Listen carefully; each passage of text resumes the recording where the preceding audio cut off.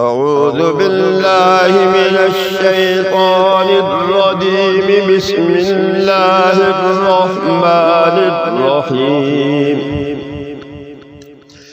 يا أيها النبي إذا طلقتم النساء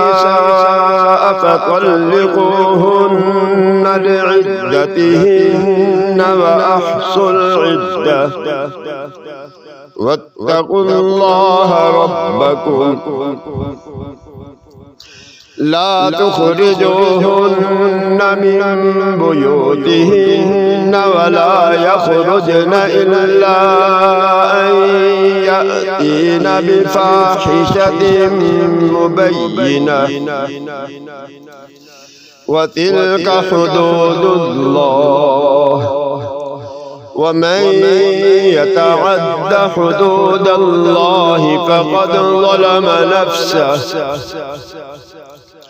لا تدري لعل الله يحدث بعد ذلك أمرا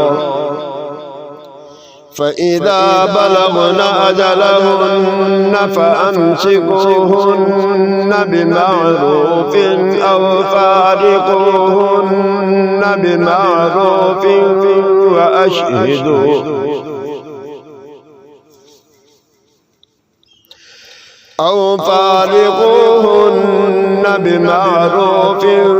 وأشهدوا ذوي عدل منكم وأقيموا الشهادة لله ذلكم يوعظ به من كان يؤمن بالله واليوم الآخر ومن يتق الله يجعل له مخرجا ويرزقه من حيث لا يحتسب ومن يتوكل على الله فهو حسبه إن الله بالغ أمره قد جعل الله لكل شيء قدرا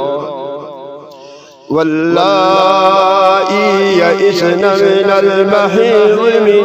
نسائكم إن ارتبتم فعدتهن 3 أشهر واللائي لم يحضن وأولاة الأحمال أجلهن أن يضعن حملهن ومن يتق الله يجعل له من أمره يسرا ذلك أمر الله أنزله إليكم ومن يتق الله يكفر عنه سيئاته ويعظم له أجرا أسكنوهن من حيث سكنتم من وجدكم ولا تضاروهن لتضيقوا عليهن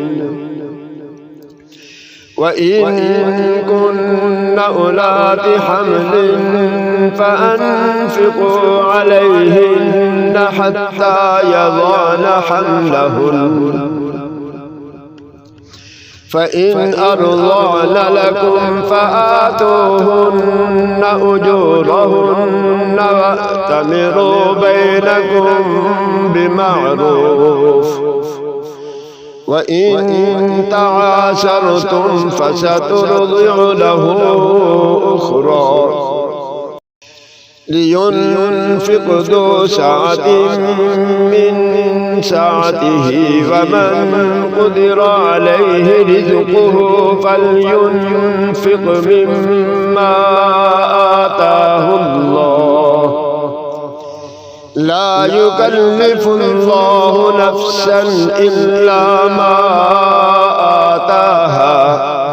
سيجعل الله بعد عسر يسرا وكأي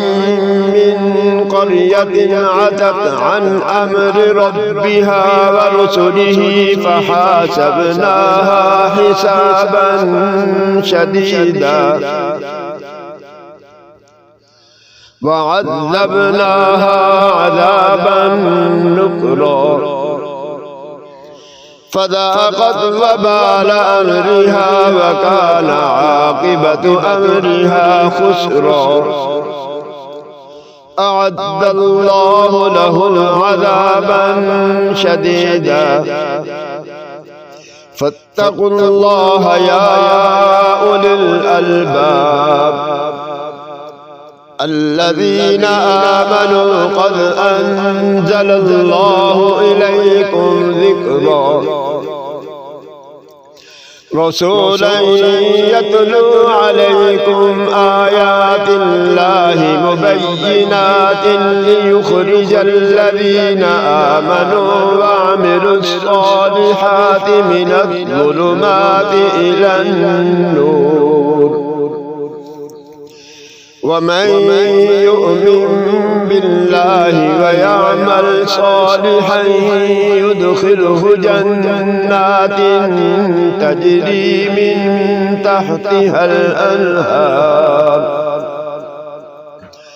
تجري من تحتها الأنهار خالدين فيها أبدا قد أحسن الله له رزقا الله الذي خلق 7 سماوات ومن الأرض مثلهن يتنزل الأمر بينهن لتعلموا أن الله على كل شيء قدير وأن الله قد أحاط بكل شيء علما صدق الله